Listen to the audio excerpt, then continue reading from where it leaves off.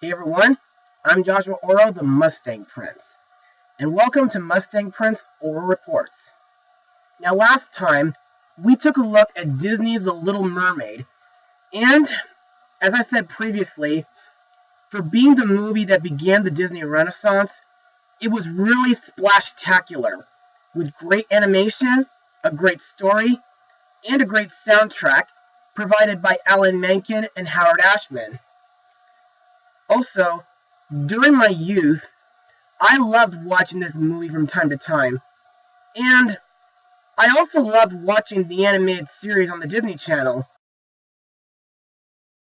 But when the year 2000 came along, while me and my family were on vacation in San Francisco, my sister and I discovered from a few bus posters that a sequel would be released. And how did we react? Well, since we were kids back then, we were deeply excited. And of course, because today is Mother's Day, I get to blog Ariel's sequel and see how it holds up today. So let's get started. Released to home video and DVD on September 19th, 2000, the movie is The Little Mermaid 2: Return to the Sea. Now let's get swimming. After rejoicing over the birth of their newborn daughter, Princess Melody, Ariel and Eric must face a new threat from Ursula's revengeful sibling, Morgana. A threat that forces them to hide Melody's true mermaid heritage. Throughout the years, Melody has been going into the ocean collecting seashells. On the day of her 12th birthday, Melody discovers a locket with her name on it and wants to know what it means. Morgana offers Melody her fondest wish to turn her into a mermaid. However, to remain a mermaid, she'll have to steal the magic trident from her grandfather, King Triton. Along the way, Melody joins up with some new friends, a penguin named Tip and a walrus named Dash. When she returns with the trident, Morgana's evil nature is revealed, and Ariel must reunite with her childhood friends, Sebastian, Flounder, and Scuttle, rescue her daughter, and restore harmony to her family. So, what do I think of this movie? Well, you can bash me if you want, because I love this movie, and I still love it today. But to further explain why I love this film, let's move on to Mustang notes. Now, since there's not much trivia here, let's move on to the animation. And, in my opinion, while the animation isn't as grand as the first movies, it still looks pretty good, even though a few of the characters look a bit cartoony in my opinion. Also, to me, Atlantica still looks good, as well as Prince Eric's castle. Also, the rest of the underwater scenes look very good, and very well colored. Also, the setting in Antarctica, which is where Morgana is hiding, looks very chilling, but still good nonetheless. Also, what surprised me about this movie was its home media release. Now, a lot of you may not consider it that much of a big deal, but to me it was, because, believe it or not, its home media release was a day before I turned 10 back then. Now, some of my favorite scenes in this movie include the part where Melody is out in the ocean collecting seashells, the part where Melody and Ariel become mermaids, and I like the rescue scene during the ending climax. However, the scene that I found that was a bit embarrassing was after Sebastian accidentally destroys Melody's birthday cake and Chef Louie has to go all stark raving mad again. But what's worse Melody gets laughed at just because she was talking to a crab. I mean, sheesh. Have these people forgotten that her mom can talk to fish and other sea creatures? Anyway, now let's move on to the songs. The first song in the movie is called Down to the Sea, sung by Ariel and Sebastian, along with Prince Eric, Grimsby, and the other humans and merpeople. The song mainly explains that Ariel is, at long last, returning to the sea with her husband and a few subjects so that both humans and merpeople together can celebrate the christening of Ariel and Eric's newborn daughter, Melody. While at the same time, Ariel is expressing how much she loves her daughter and is hoping that Melody will also share Ariel's love for the ocean. To me, this is a pretty sweet song, and it starts out like a simple lullaby and then builds up into a royal-styled song. My favorite parts of the song is when a fish spreads the word that Ariel was coming, and when Sebastian sings a Jamaican-styled solo before the merpeople swim up to Eric's ship. I also like the part where we see 4 of Ariel's sisters attending the christening. The next song in the movie is called For a Moment, sung by Ariel and Melody. In this film sequence, Melody is enjoying her time as a mermaid under the sea while her mother is searching for her at the same time. In my opinion, this is another good song showing Melody as a mermaid, which enables her to spend all the time that she wants exploring it. However, Ariel feels remorseful in the sense that she missed the opportunity to share with Melody the fact that she is part mermaid, and now she is paying the price for it. Also, fun fact. In one part of the song, Melody swims a loop-de-loop just like Ariel did when she sang Part of Your World in the first movie. Also, while Ariel is searching for Melody, she revisits her secret grotto where she kept her collection of human objects and the area where Under the Sea took place. Next we come to the song Tip and Dash, sung by Melody's new friends, Tip and Dash, as they join Melody on her journey to Atlantica. In my opinion, this song is very adventurous and daring, but it is also very humorous at the same time. Next we have the finale song, Here on the Land and Sea, sung by everybody to celebrate the day because Morgana has been defeated and Ariel is no longer afraid to let her daughter Melody venture out into the ocean. In my opinion, this song is absolutely outstanding. Also, in my opinion, it's a great song to reunite 2 worlds. Plus, I like how most of the song is sung by Sebastian because with him, it has such a Jamaican beat to it. And I love the verse where Ariel and Melody sing together. Another song to talk about is the deleted villain song, Gonna Get My Wish, sung by Morgana and Undertow, about how Morgana was going to steal the trident and take over Atlantica, and to grant Morgana's mother's wish.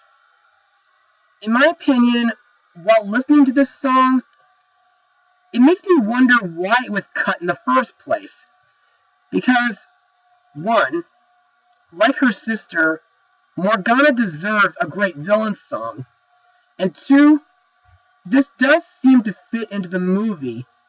Plus, the animation is very clever, with Morgana's ink taking many different shapes. Now, this deleted song can be watched either on the special edition DVD or on YouTube. Anyway, now that we're done with Mustang notes, let's move on to the characters and the voice actors who brought them to life. Our main character, Princess Melody, is voiced by my all-time favorite voice actress, Tara Strong.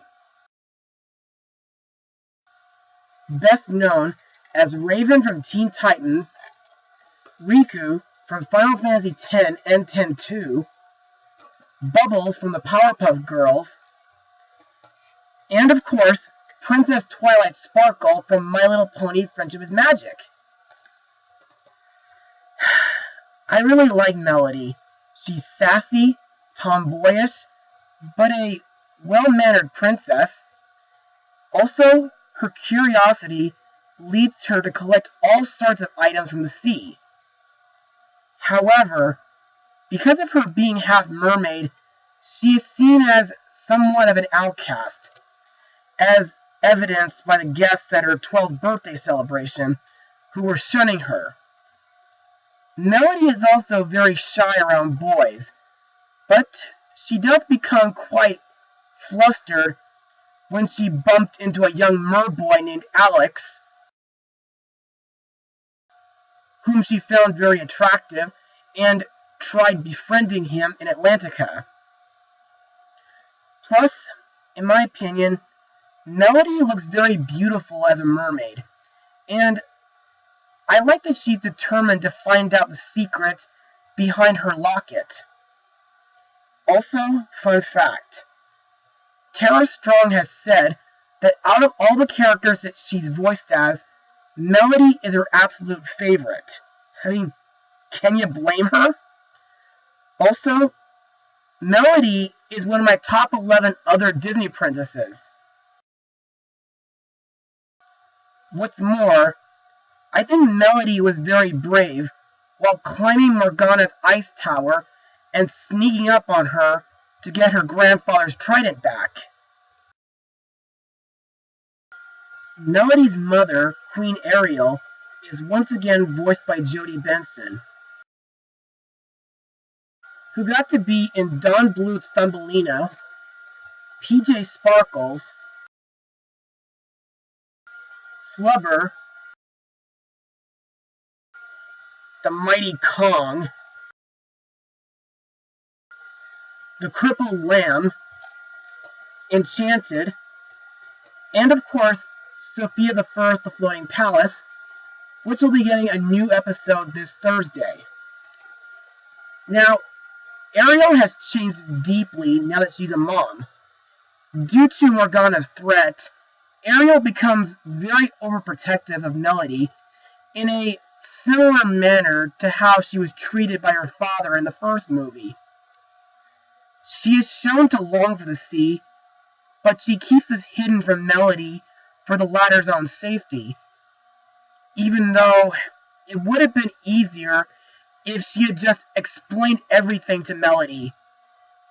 However, she does subtly allude to her true heritage, as mentioned to Melody when sympathizing with her about not fitting in that she was just a regular fish out of water, with Melody not quite believing her.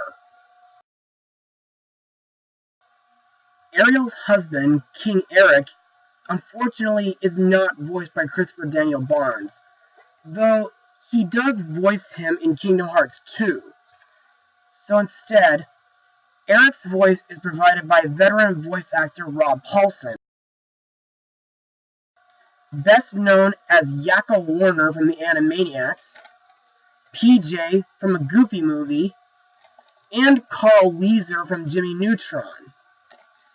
Now, to be honest, Eric does not contribute too much to the movie, but he does convince Ariel to temporarily transform into a mermaid to help find her daughter. After Morgana takes Ariel and Melody captive, Eric teams up with Scuttle and leads a resistance attack. King Triton, the ruler of Atlantica, is once again voiced by the late Kenneth Mars, best known from the Land Before Time sequels, We're Back, and Young Frankenstein. In this movie, King Triton gives baby Melody a special locket which reveals a picture of Atlantica. However, his love for his newborn granddaughter proves to be a weakness, which is exploited by Morgana. For Melody's safety, King Triton orders a search for Morgana and decrees that no one will rest until she is vanquished. To me, I think King Triton makes a great grandfather figure, and if his wife, Queen Athena, were still alive today, she'd be a very proud grandmother. My favorite things that His Majesty does in this movie is use his trident to transform Ariel back into a mermaid, and later uses it to freeze Morgana in a block of ice. I also like the part where he offers to allow Melody to become a mermaid permanently.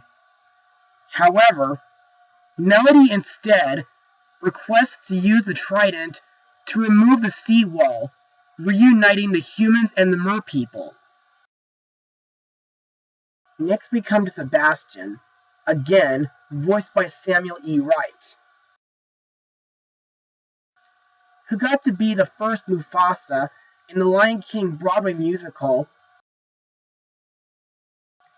and voiced Crone in Disney's Dinosaur. In this film, Sebastian is tasked by King Triton to watch over Melody, and he tries to warn her about the dangers that lie within the ocean. Also, in my opinion, the part where he accidentally ruined Melody's cake wouldn't have happened if he wasn't tied to Melody's ball gown. Next we have Flounder, who's this time voiced by Cam Clark, whom after this movie voiced Simba in Kingdom Hearts 2. In this film, Flounder has a small role here compared to the first film and the prequel. After he is reunited with Ariel after 12 years, he is shown to have grown up and became a father with 5 children. He's also shown as braver than he was in the first film. I really like the part where he tells Ariel that he wouldn't let her go into Morgana's lair on her own, and I like the part where he does a little stare down with Undertow. Scuttle is once again voiced by the late Buddy Hackett, who was in The Love Bug and The Music Man. And it is sad that he passed away 3 years after this movie. He will certainly be missed, but let's move on. Now, like Sebastian, Scuttle is seen as one of Melody's babysitters, and he regularly joins the two as the princess takes time out of her day to explore the depths of the ocean. Later on, when Ariel and Flounder are near Morgana's lair, Scuttle is told by Ariel to rally up King Triton, Eric, and the rest of the gang to battle the Sea Witch, and does so immediately. Also, in my opinion, Scuttle has a bit of a habit of flying into things, but I like the part where he uses his feet to pull at Morgana's hair while Ariel tries to get out of her tentacles. Next we have Ursula's crazy sister and the new villain of the story, Morgana, voiced by Pat Carroll. Wow, same voice as Ursula, what a surprise.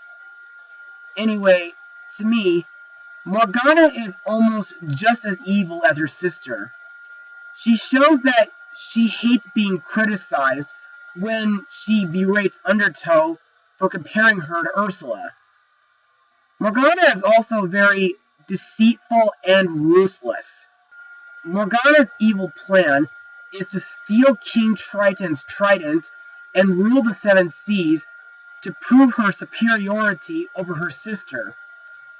She's also depicted as having a massive inferiority complex relating to Ursula. However, Morgana does lack her sister's deviousness and subtlety. She also is not as good as using potions as her sister. But she is shown to have a funny, though malicious sense of humor.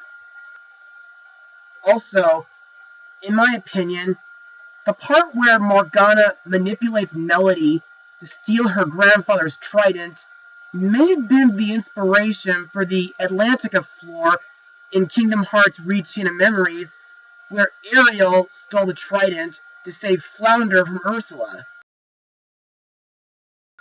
Next we have Undertow, Morgana's tiger shark turned mini-fish, voiced by Mr. Krabs himself, Clancy Brown,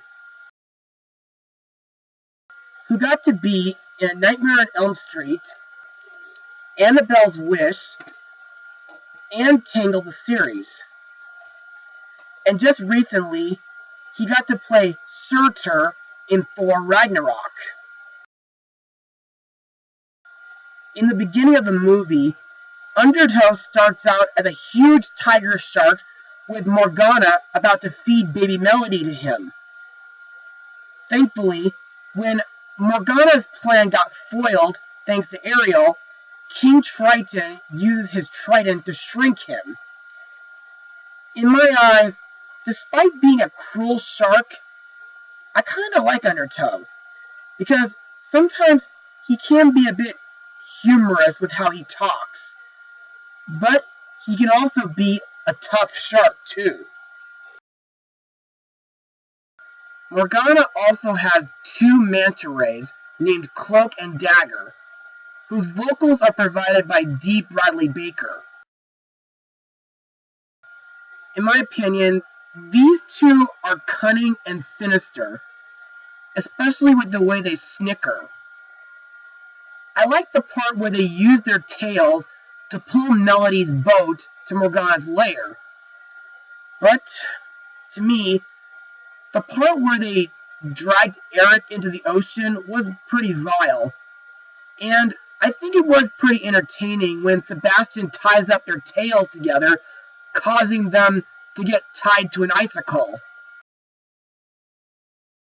Next we come to our comic reliefs of the film, Tip and Dash, a penguin and a walrus voiced by Max Casella and Stephen Furst. Now, a lot of folks have pointed out that these guys are pretty similar to Timon and Pumbaa, but unlike them, Tip and Dash are more adventurous. Also, I think Tip is pretty sarcastic and Dash is big-hearted. Their dream is to become heroes, but problem is, they're both cowards in the face of real danger, especially with sharks. And because of this, it tends to cause more harm than good. Still, they eventually prove themselves to be heroes for Melody's sake, like when they wrestled with Undertow and made him crash into the ice, which was holding Melody and Flounder prisoner, and when they saved Melody from falling off Morgana's ice tower. And now, let's move on to my final words. Overall, The Little Mermaid 2: Return to the Sea is still a good movie in my opinion. The animation is still very good, and the songs have a bit of charm in them, and they do feel reminiscent to some of the songs from the original. Melody was a fun and brave character, and I'm happy that she's Tara Strong's favorite role. Ariel and Eric, as parents, are alright, though they shouldn't have kept Melody's mermaid lineage a secret from her. Sebastian, Skull, and Flounder are still excellent supporting characters, and I think Tip and Dash are great new characters while joining Melody. Lastly, the villain Morgana is equally as threatening as her sister. If you guys ever get a chance to check this movie out, do so. This movie is definitely worth a watch for the Mother's Day weekend, though I hear that several folks out there don't like this movie, but who cares? I give this movie an 80% out of 100. Well, that's it for today, everyone. Be sure to join me again next time, where we look into another Little Mermaid adaptation created by a legendary Japanese animator, Mustang Power. Oh, and happy Mother's Day, everyone.